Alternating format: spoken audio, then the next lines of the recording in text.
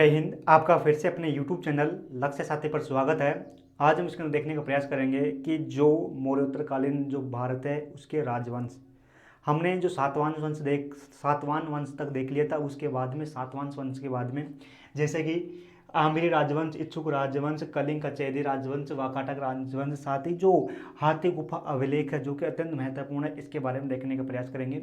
यह हमारे प्राचीन भारत की इतिहास सीरीज नंबर 58 है और मौर्योत्तर भारत पर पार्ट नंबर 2 है। लेकिन जो दो पार्ट के वो भी मौर्योत्तर भारत पर ही के राजवंश पर थे, लेकिन ये है हमारा 2.3, यानी कि राजवंशों पर हमने दो पार्ट पहले किए हैं, वो अलग राजवंशों पर थे। लेकिन जो ये वाला है जो कि उसके बाद के, या कहे कि सातवान जो वंश है, सातवान वंश के बाद के जो मौर्योत्तरकालीन जो राजवंश है उनके बारे में देखने का प्रयास करेंगे।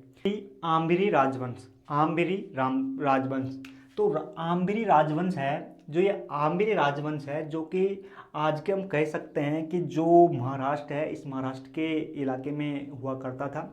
इसे जो आम्बरी जो राजवंश है, इस आम्बरी राजवंश की जो स्थापना करते हैं, इनका नाम है ईश्वर सेन। ईश्वर सेन आम्बरी राजवंश की स्थापना करते हैं। ये ईश्वर सेन जो सातवाहन जो राजवंश था, सातवाहन राजवंश की जगह है, या कहें कि उनकी जगह, सातवाहन राजवंश की जगह ये ईश्वर सेन जो कि आम्बरी राजवंश की स्थापना करते हैं, है ना।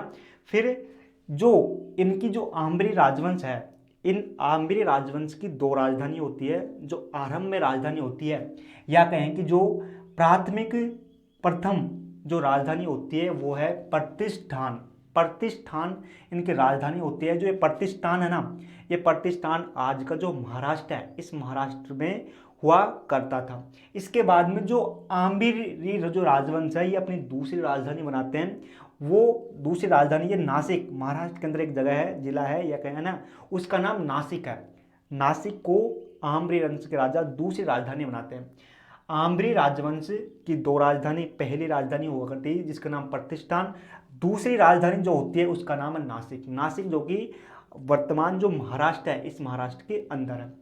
इनके जो कहें कि जो आम्बरी राजवंश है, इन आम्बरी राजवंश का मुख्य कार्य हुआ कि इन्होंने लगभग 248 ईस्वी 248 ईस्वी में एक संवत चलाया जिसका नाम है कलचुरी चेदी संवत। कलचुरी चेदी संवत, संवत यानी कि अलग अलग राजा चलवाते हैं, लेकिन जो ये कलचुरी चेदी संवत है जो कि आम्बरी राजाओं के द्वारा चलाए गए।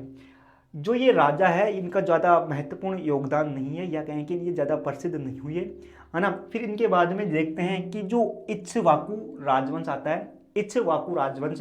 इक्ष्वाकु राजवंश जो आज का जो आंध्र प्रदेश है, तेलंगाना है, इसके कुछ हिस्से में हुआ करता था। इक्ष्वाकु राजवंश, इक्ष्वाकु राजवंश। अब इक्ष्वाकु राजवंश की स्थापना जो करते हैं, इक्ष्वाकु जो राजवंश है, इक्ष्वाकु राजवंश की स्थापना करते हैं जिसका नाम है श्री शांतमूल। श्री शांतमूल इक्ष्वाकु राजवंश की स्थापना करते हैं। और जो इक्ष्वाकु जो राजवंश है, इन इक्ष्वाकु राजवंशों की जो राजधानी होती है वो राजधानी नागार्जुन कोंडा होती है। नागार्जुन कोंडा। इक्ष्वाकु जो राजवंश है, इक्ष्वाकु राजवंश की स्थापना श्री शांतमूल करते हैं। इनकी जो राजधानी होती है वो राजधानी नागार्जुन कोंडा होती है। नागार्जुन कोंडा को उस समय विजयपुर भी कहा जाता था। नागार्जुन कोंडा को उस समय विजयपुर भी कहा जाता था, है ना। नागार्जुन कोंडा को उस समय विजयपुर भी कहा जाता था। अब जो इक्ष्वाकु जो राजवंश है, इस इक्ष्वाकु राजवंश का कुल जो समय काल है, या कहें कि इन्होंने शासन मात्र 100 वर्षों तक इन्होंने शासन किया, 100 वर्षों तक शासन किया। अब इनका जो शासन क्षेत्र था वो कृष्णा नदी और जो गुंटूर जिला है, इनके आसपास के इलाके में हुआ करता था। कहने का मतलब इस इलाके में, है ना, साम्राज्य कभी छोटा कभी बड़ा हुआ करता रहता है वो तो, है ना। इनके बाद में देखें कि जो इक्ष्वाकु जो राजवंश है, इक्ष्वाकु जो राजवंश है, इनके राजा आरंभ में जो कि ब्राह्मण धर्म को मानने वाले थे। आरंभ में इक्ष्वाकु वंश के राजा ब्राह्मण धर्म को मानने वाले थे, लेकिन समय के साथ आने वाले आगे के राजाओं ने बौद्ध धर्म अपना लिया, या कहें कि बाद में ये इक्ष्वाकु राजा बौद्ध धर्म मानने लगे। आरंभ में ये ब्राह्मण धर्म मानने वाले थे। इनके बारे में देखिए, कलिंग का चेदी वंश, हमने इनके इतना शॉर्ट फॉर्म इसलिए देख रहे हैं क्योंकि ये ज़्यादा महत्वपूर्ण राजवंश नहीं है, लेकिन इनके कुछ जो कि महत्वपूर्ण टॉपिक पूछ लिए जाते हैं कि भाई इनकी राजधानी कहाँ पर थी, ये कहाँ पर के थे, है ना, मौर्यों के बाद में। इनके बाद में जो कलिंग का चेदी राजवंश आता है, कलिंग जो कि आज का जो उड़ीसा है, इस उड़ीसा में वहाँ पर कलिंग हुआ करता था, है ना, उड़ीसा। तो यहाँ पर कलिंग का एक राजवंश आता है जिसका नाम है चेदी राजवंश, जो कि महत्वपूर्ण ये राजवंश हुआ। इस राजवंश की स्थापना, जो कलिंग का जो चेदी राजवंश है, इस राजवंश की स्थापना करने वाले होते हैं महामेघवान। चेदी, कलिंग के अंदर चेदी वंश की स्थापना करते हैं महामेघवान। अब जो चेदी वंश है, या कहेंगे कलिंग का चेदी वंश है, इनके अंदर सबसे प्रसिद्ध जो शासक होता है वो है खारवेला कलिंग के चेदी वंश के अंदर सबसे प्रतापी शासक होते हैं। इनके बारे में हम और देखेंगे। साथ ही जो इनका जो कि शासन क्षेत्र है, जो कलिंग आज का उड़ीसा है, यहाँ पर था, है ना। साथ ही जो खारवेला जो कि महामेघवान के बाद में दूसरा शासक बनता है। अब जो खारवेला है, इसका जो शासन काल लगभग प्रथम शताब्दी ईस्वी था, है ना। इनकी जो राजधानी होती है खारवेला की राजधानी जो कलिंग है उड़ीसा के अंदर, इस कलिंग खारवेला की राजधानी होती है। इस कलिंग को प्राचीन समय में प्राचीन नगर के नाम से जाना जाता था। यानी कलिंग को प्राचीन समय में जो कि प्राचीन नगर के नाम से जाना जाता था। कलिंग को प्राचीन नगर के नाम से जाना जाता था। अब जो खारवेला है, ये खारवेला मात्र, है ना, जो कि 16 वर्ष की उम्र में युवराज बन गया। और जब खारवेला की 24 वर्ष की उम्र हुई तो ये शासक बन गया कलिंग का, या कहे कि चेदी वंश का जो शासक, ये मात्र 24 वर्ष की उम्र में बन गया था। इनके बाद में कि जो ये खारवेला था, ये खारवेला जो कि जैन धर्म का कट्टर समर्थक था। यानी कि ये जैन धर्म के उत्थान के लिए इन्होंने बहुत कार्य किए, है ना। एक कट्टर था, ये अन्य धर्मों को कम मानता था, या कहीं कि नहीं मानता था, उनका विरोध करता था।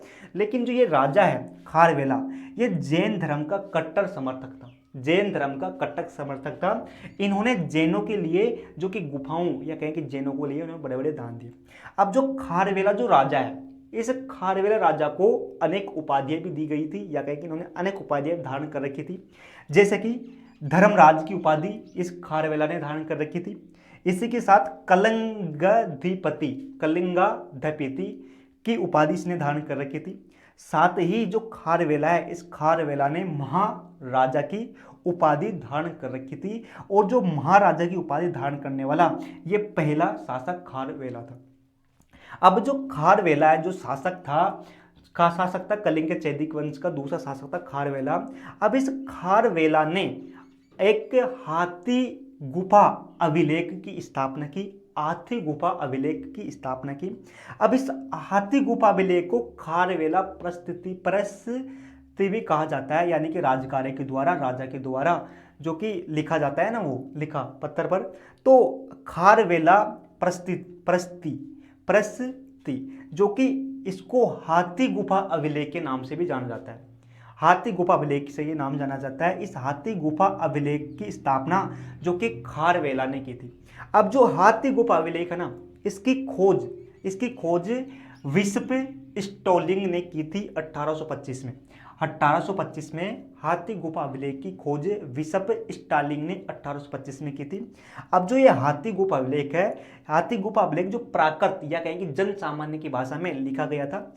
और जो हाथी गुफा अभिलेख है, इसकी जो लिपि थी ये ब्राह्मी लिपि में लिखी गई थी। साथ ही ये मात्र जो 17 लाइनों में ये लिखा गया था।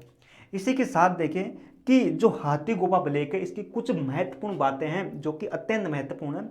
जैसे कि इस हाथी गुफा अभिलेख, या कहें कि खारवेला प्रस्तुति में, है ना, में जो कि पहली पहली बार हमको नहरों के उल्लेख मिलते हैं। ऐसा साक्ष्य है ना, ये अभिलेख ऐसा है कि इसके अंदर हमको पहली बार नहरों के उल्लेख देखने को मिलता है कि किसी में नहरों के बारे में लिखा गया हो। इसी के बाद में कि इसी अभिलेख में हमको मूर्ति पूजा के बारे में उल्लेख पहली बार मिलता है ना, उल्लेख पहली बार मिलता है। इसी के साथ भाई पहले तो भूमि दान दिया करते थे, लेकिन जो हाथी गुफा अभिलेख में हमको मिलता है कि इसके अंदर गांव को ही दान दिया जाता था। गांव, भूमि प्लस वहाँ के लोग, वहाँ की पूरी संपत्ति सभी को दान दे दिया जाता था। तो ये हाथी गुफा अभिलेख पहला अभिलेख है जिसके अंदर हमको ग्राम दान का उल्लेख मिलता है। इसके साथ ही जहाज कि ये हाथी गुफा अभिलेख पहला अभिलेख है जिसके अंदर हम जहाज के बारे में कुछ लिखा हुआ मिलता है। इसी के साथ ये हाथी गुफा अभिलेख पहला अभिलेख है जिसके अंदर हमको भारतवर्ष के बारे में जानकारी मिलती है। इससे पहले कोई कहीं भारतवर्ष देखने को नहीं मिलता है, लेकिन हाथी गुफा अभिलेख में भारतवर्ष लिखा गया, भारतवर्ष, है ना। इसी के साथ ये हाथी गुफा अभिलेख पहला अभिलेख है जिसके अंदर हमको जनगणना से संबंधित जानकारी मिलती है ना, उल्लेख मिलता है। इनके बाद में कि जो हाथी गुफा अभिलेख है इसके अंदर हमको जो खारवेला है, खारवेला के द्वारा बनाई गई उदयगिरी की जो गुफाएं हैं इनके बारे में जानकारी मिलती है।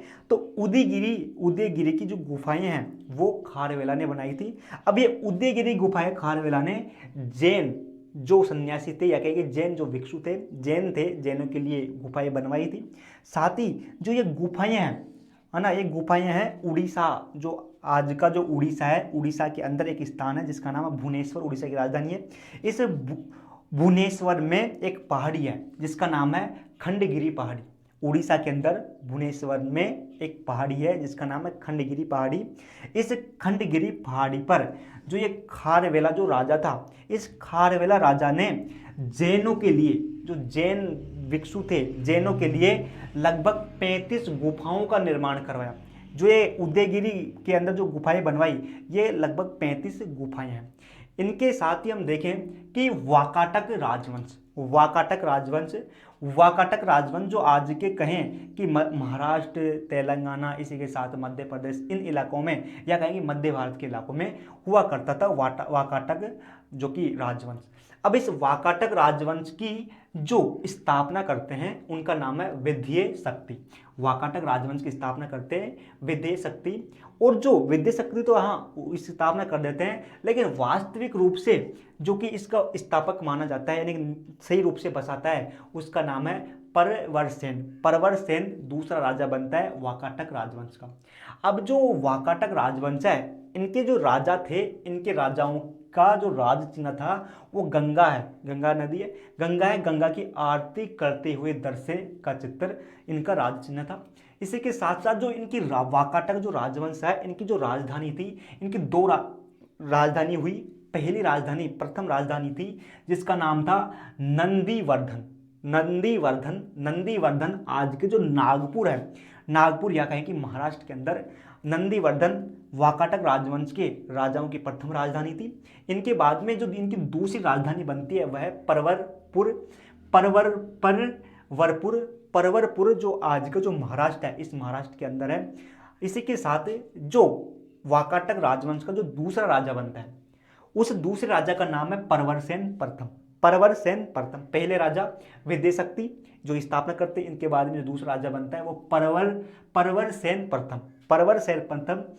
परवरसेन प्रथम ने जो कि धर्मराज की उपाधि धारण कर रखी थी। इसी के साथ साथ जो ये परवरसेन प्रथम है, इस परवरसेन प्रथम ने 4 अश्वमेघ यज्ञ भी करवाए और 4 अश्वमेघ यज्ञ करवाने वाला परवरसेन प्रथम राजा था या कहेंगे प्रथम शासक था।